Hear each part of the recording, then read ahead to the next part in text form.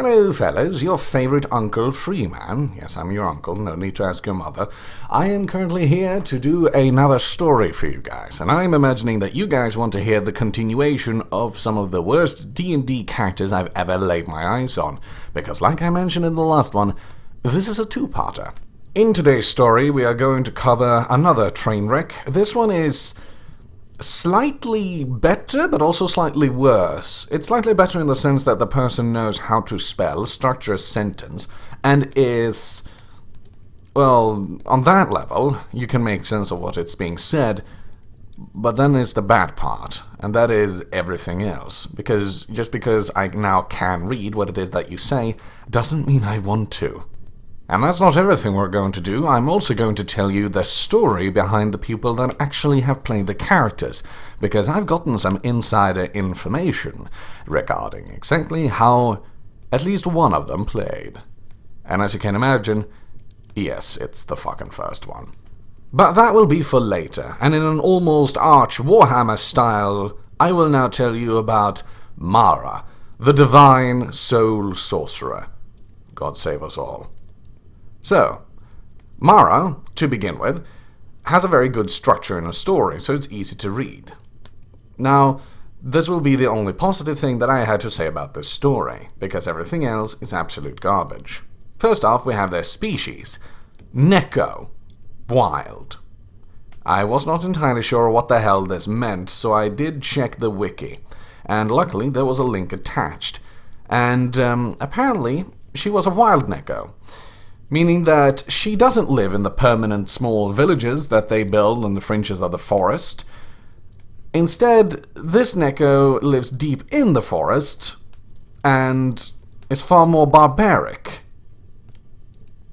I can't really see that considering what this character eventually bloomed out to become, but oh well. And that's not even the worst part if you're asking me. I am not sure who made this page, but I can assure you that those who wrote this page is most definitively a bit of an odd lot. Primarily because of the age thing. Let's just say, that did not rub my whiskers the right way. Meow. Speaking of age, I am not entirely sure how old this character was, because it doesn't say age directly, but it does say in the story. And as we are going to actually read this story, alongside with me interjecting by simply saying a few things here and there, it's going to be a hell of a lot simpler. However, that will be then. For the moment, you only need to know the three other important things besides her species. That is, her class, Divine Soul Sorcerer. I actually didn't know if this was a thing or not, but apparently it is. And, well, when I first read it, I thought, Divine Soul Sorcerer. Okay. That sounds like a lich that has become a deity. Which is, an interesting thing, considering the fact that this is a cat woman. Man. Oh yeah, that's the next thing. Because the gender is trans woman. Born male, identifies female, and presents female. Meaning that this is just a trap. I know this character was named Mara, but I'm gonna take the privilege of renaming it Felix from now on. And, well, as if this was not enough, little Felix already has a sexuality. The sexuality in question, I had never heard of this when I first read it. Polyamorous panromantic, but leans lesbian. I had never heard the word polyamorous before. Panromantic, I kind of knew what it meant, but polyamorous, it sounds like a fucking Harry Potter spell.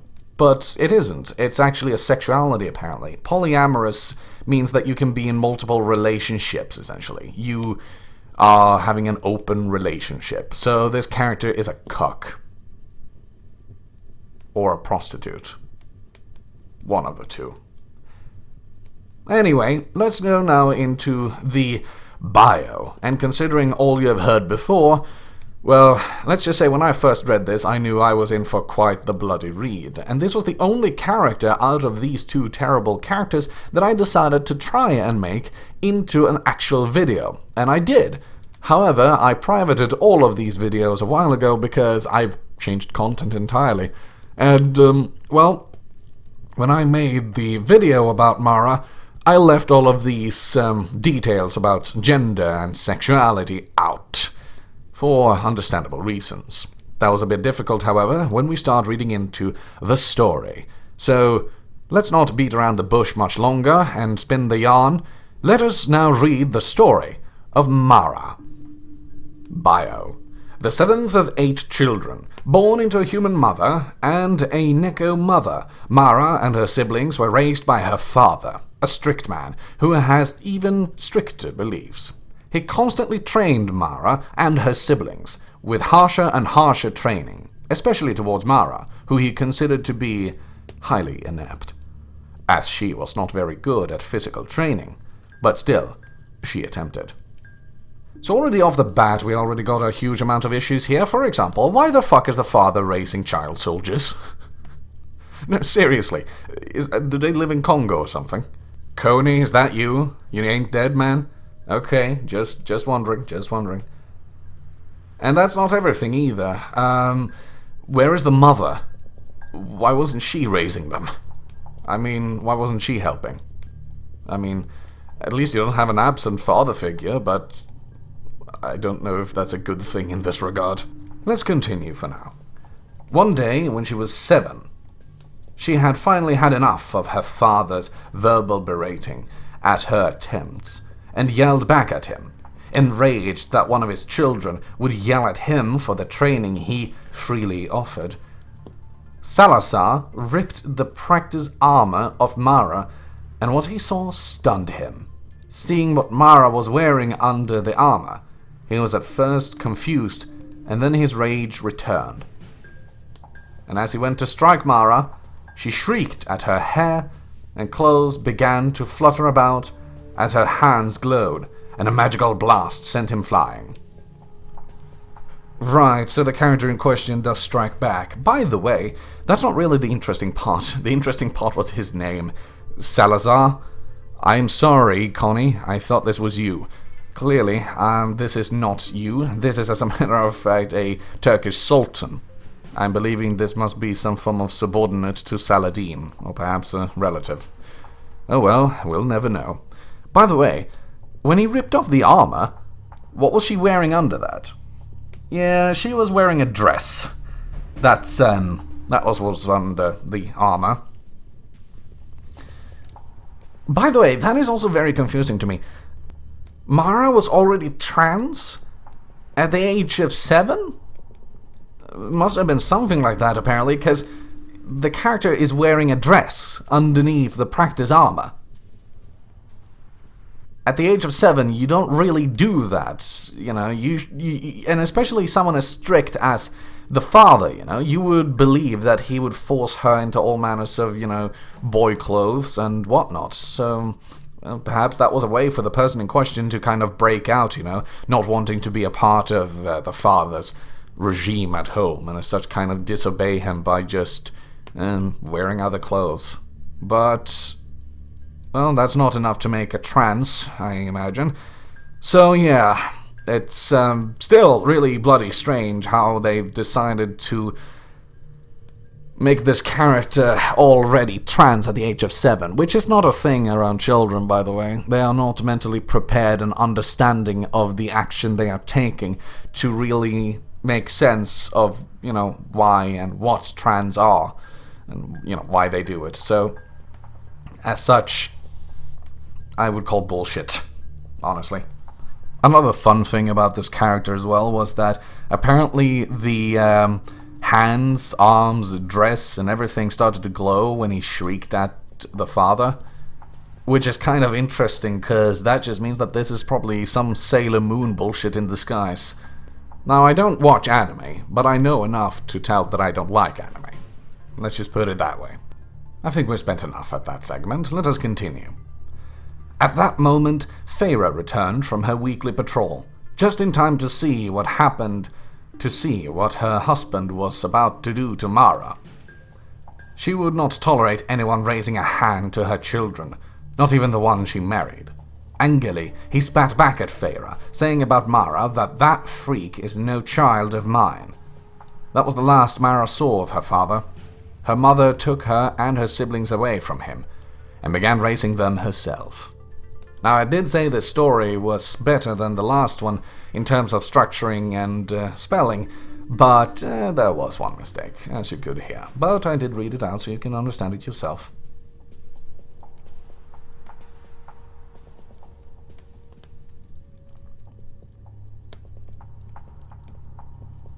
By the way, Farah is the mother, just so that it's not lost on anything here, and she was apparently gone on a fucking weekly patrol. Where do they live? In like the Soviet Union or something? Why are the children raised as child soldiers, and why are both the parents on like military duty? It's never really explained at all, but I bet the person who made this character probably does, but they choose to not tell us because of reasons. Oh well. She probably didn't imagine that this story would come across me anytime soon. Oh well, your loss. Anyway, considering the sheer fact that the mother had just returned from a weekly patrol and had seen this is the first time that she has seen this kind of behavior, either she was entirely fine with that the children were raised like soldiers, or she has been gone for longer than a week, probably on an amphetamine binge, lasting all of those 7 years. I mean, it makes you think, doesn't it? Because there's no indication that when she returns to take the children herself, they're going back to the whole strict military training. Meaning that she either must have known about this, or must have been gone for far longer than a week, because it doesn't make fucking sense otherwise. But hey, she's a strong, independent woman. She needs no man. And as such, she will take care of the children all by herself. Let's see how that goes, shall we? After hitting the age of 9, Mara left home alongside her older sister, Elicity, and her twin brother, Campion. Each of them had their reasons for wanting to travel, but for Mara, it was about discovery. She wanted to understand more about the world and its past. About a year into their journey, Elicity went her own way, as she wanted to take a different path to see what would happen. For the next 2 years after that, it was just Mara and Campion traveling together, sometime on their own and sometimes with other travelers. Eventually, Campion also went his own way, leaving Mara traveling on her own. So, how'd being a single mother work out for you? Not too well, I see. I mean, seriously, it took only 2 years before she decided to, like, get out of home, alongside with, like, 2 others in her family. Okay, why? It says discovery, but you have to understand something. This is D&D. This is not Pokemon, where you are facing creatures with magical powers that could fry you, kill you, and just immolate you in all manners of fashions, but they choose not to because they have a heart and soul that is the equivalent of a fucking angel. But this is D&D. This ain't it, Chief. This is a dangerous world where things like werewolves, things like owlbears exists. I want to see her reaction first meeting one of those. So yeah, you want to be the very best that no one ever was. But this, up until this point, the story about this character is, even though it's better displayed, and you can make some leap of logic as to why this character did these things, it's still not a good story, honestly. Because it still has, like, a lot of plot holes, like, wherever have the mother been for all this time? And how the fuck could she decide to travel at the age of 9 away from her birth home to discover the world of D&D? And is it really true that this character was already a trans, or considering themselves to be a trans at the age of 7? I imagine that that's the case because there's nothing that speaks against that. Everything actually currently speaks for that fact, and that's just fucking stupid. Sorry, but that's just taking a leap of logic way too far, and you're not gonna jump that gorge, I'ma tell you that. So they decide to travel into the forest, okay? They do it for 3 years, and over the course of these 3 years, the older sister leaves and goes her own way, whilst the other brother stays with Mara, and as such they travel together for the remainder of those 2 years, meaning that at the time she was about 12. My question in this case is, what is the appeal of playing a child? Why do you want to roleplay a kid? It doesn't make any sense if you ask me. Like, why? What kind of appeal does that provide? Because it boggles the mind. It actually really does boggle the mind. But hey, perhaps our plights will be answered in the continuation of this story. Possibly.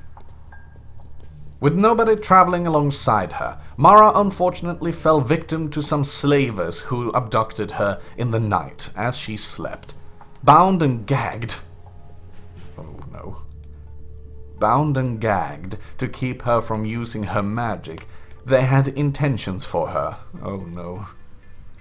She likely would have been sold into slavery were it not for the courage of one of the other slaves on the ship. Min Douglas? Wait. Min Douglas. I think I remember this. Hold on.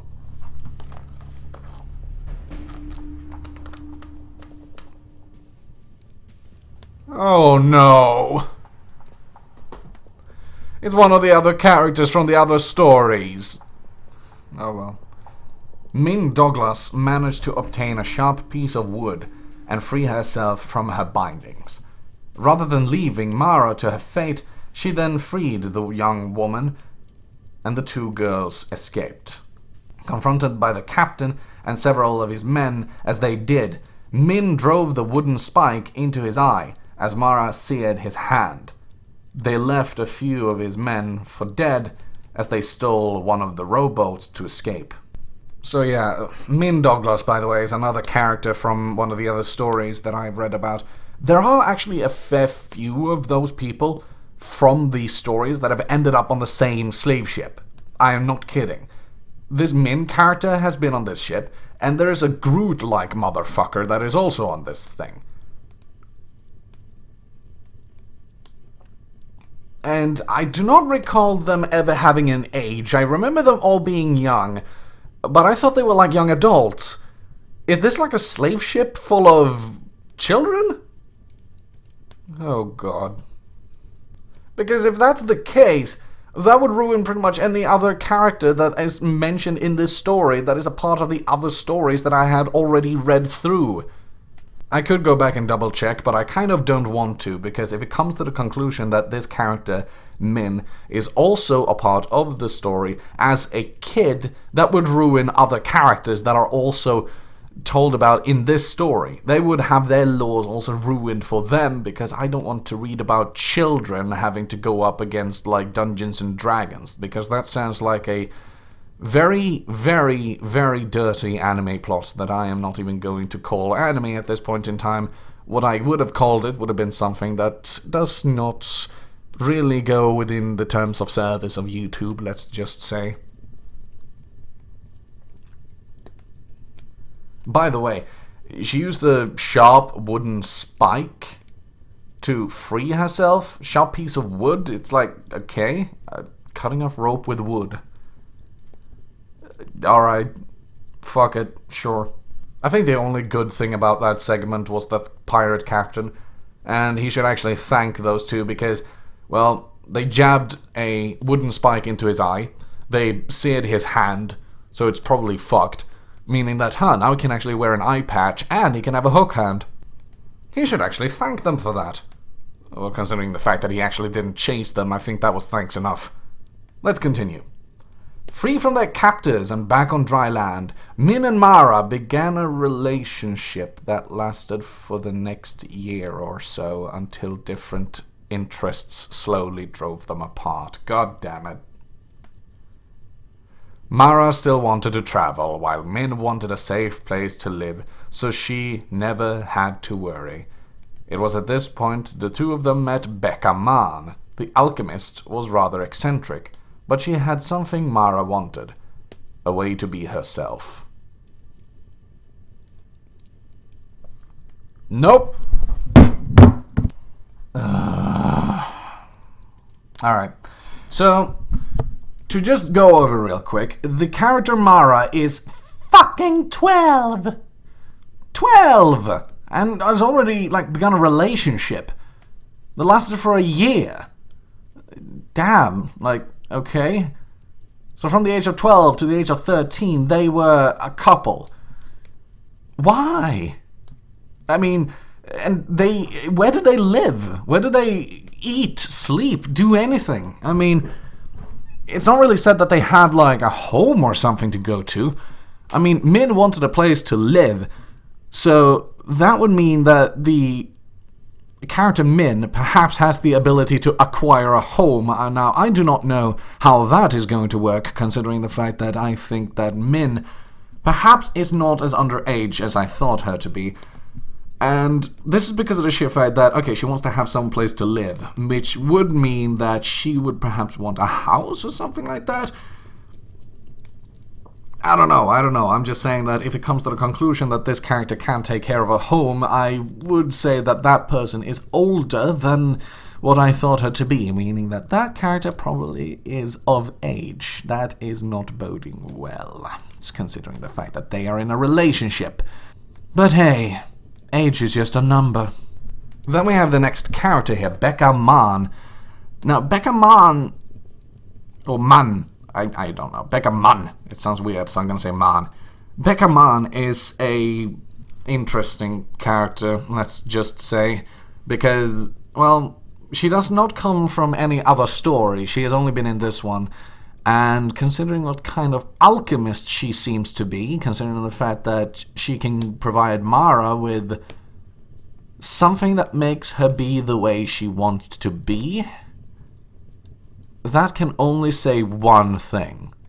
Doing some odd jobs for Becca, oh no. Mara was then given a supply of the potion specialized for her to help her out. Meanwhile, Min took a job up as Becca's assistant.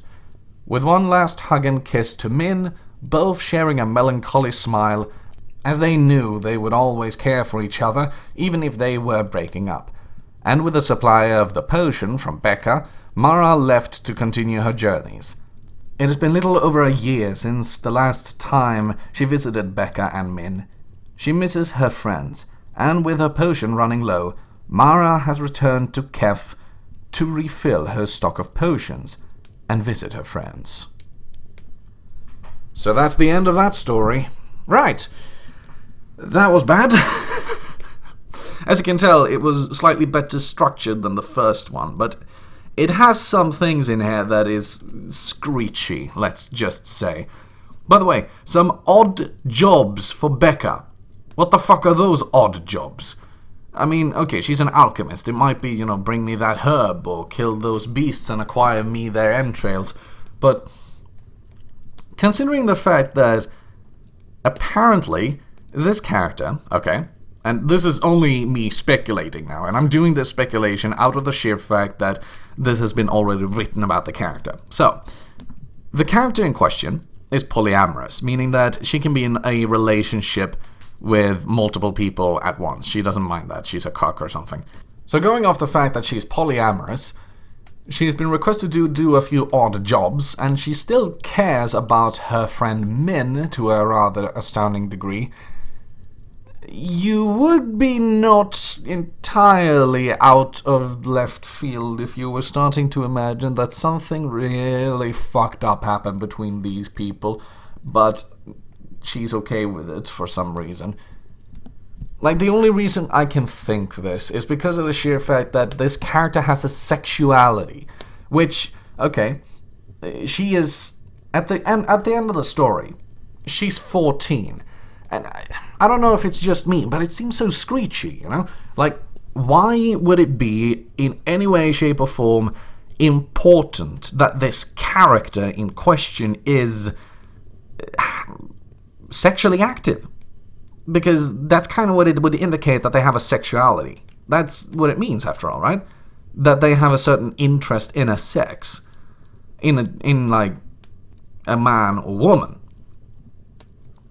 Which, makes sense, of course. People have that. But what doesn't make sense is that this is assigned to a character this young. as if though it would have some form of importance. And it wouldn't have some form of importance unless it played into the character. And it apparently does then in this case. That's what makes me think that something fucked up happened between these people. And considering the fact that the Alchemist had his own abode, or her own abode, I don't know. I think it's a her, considering the fact it's named Becca. It would suggest to me that something happens. Like, this story is way too close on territories that I do not want to ponder too much on. But let's just... No. We all know one thing, though, and that is that the potion she was given is hormones. I mean, that's obvious, because she wants to find a way to be herself. Okay, the potion is starting to revert her into becoming a female. Starting to. Hence why I'm saying this is Felix. In all due seriousness, though, the story is weird. It's really weird. Like, it screeches in such a long fashion. So, too long didn't read.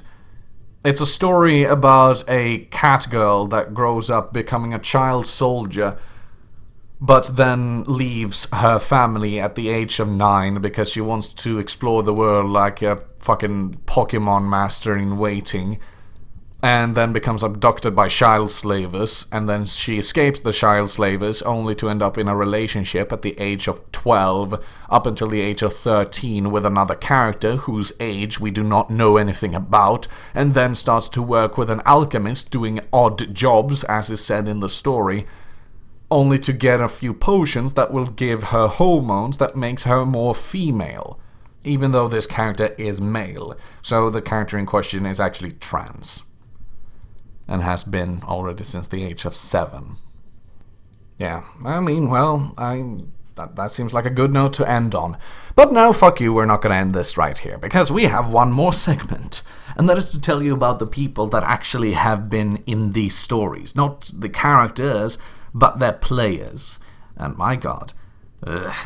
So, I'll start with the second one, Mara. I know nothing of her. The only thing I know is that it's a woman, and she is about 21, but she as a person was apparently not awful, so, you know, that's good, but it was still a very screechy story.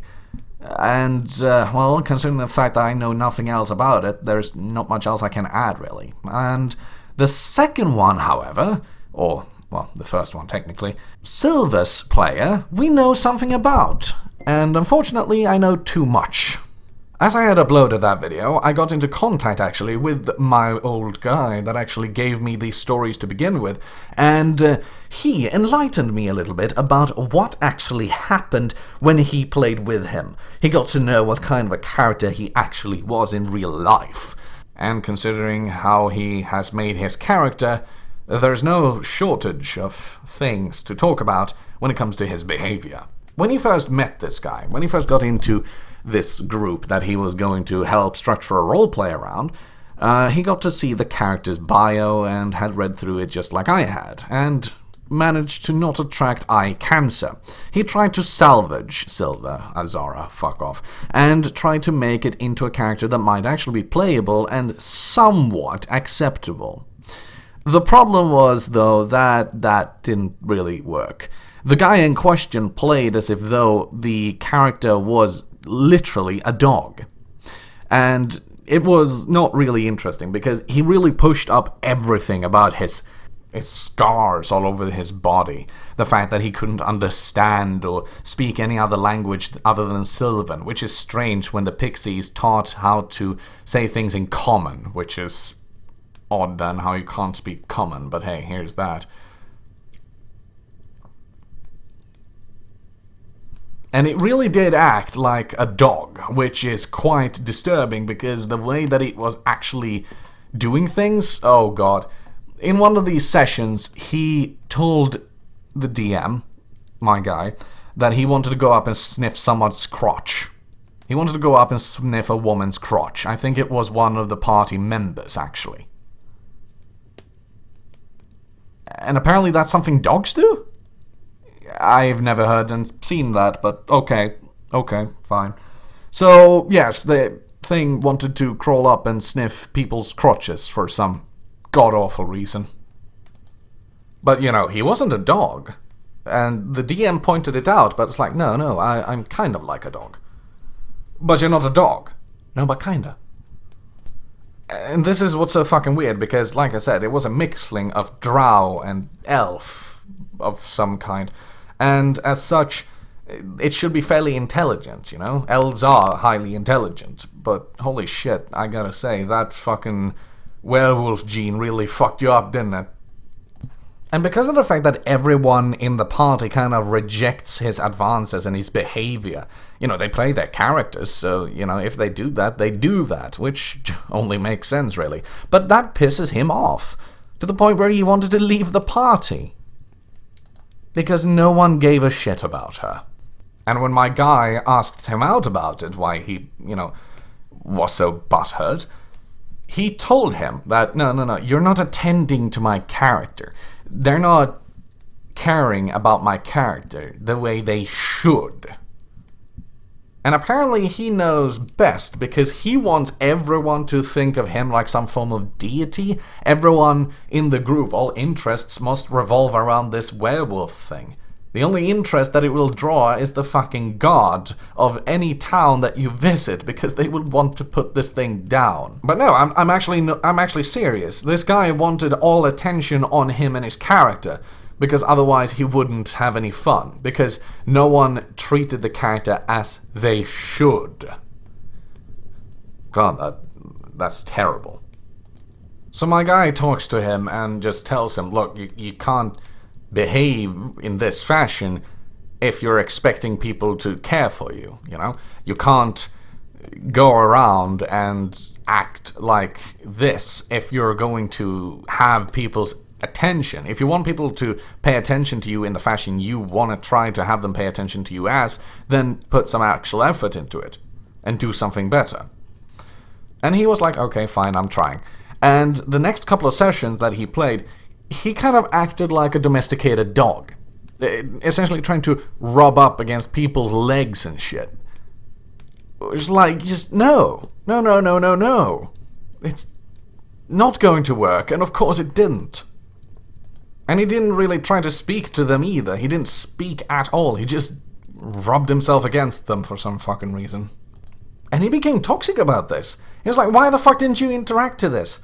Why would I interact to that in any fashion that you would like me to? I'm playing my character accordingly, and if you are what you are, my character might not fucking like that. And that was entirely the case. No one liked him because of what he was, and that was actually sense-making considering what he was doing with the character that he had. It was pretty damn crap. But my guy, being the saint of heart that he is, still tries to give him a chance by essentially restructuring him from the bottom up, by doing a new campaign, a new lore, because in accordance with, like, the group, apparently he had been with the group for 6 months, and I'm not talking about, like, he had been playing actively for 6 months, no, he had been in them in in-game time 6 months with this group. And he tried to then structure a plot around how he can reshape this character to make it a more presentable character to society. And they spent 3 months in-game time to try and fix him. To, like, groom you, to try and make the person wear a dress, and to just fix him up a bit. They tried to teach it how to speak, how to act properly, and make it an actual playable character. And after 3 months, nothing changed. But still, this group has fucking determination in their veins, because they continue, as far as I've understood it, for a month. Like, to play with this guy for a session upwards to a month in real time. And after that, like, he starts to rage at these people. He starts to become really angry, toxic, and starts to scream at them, call them names, and just become really, really bad.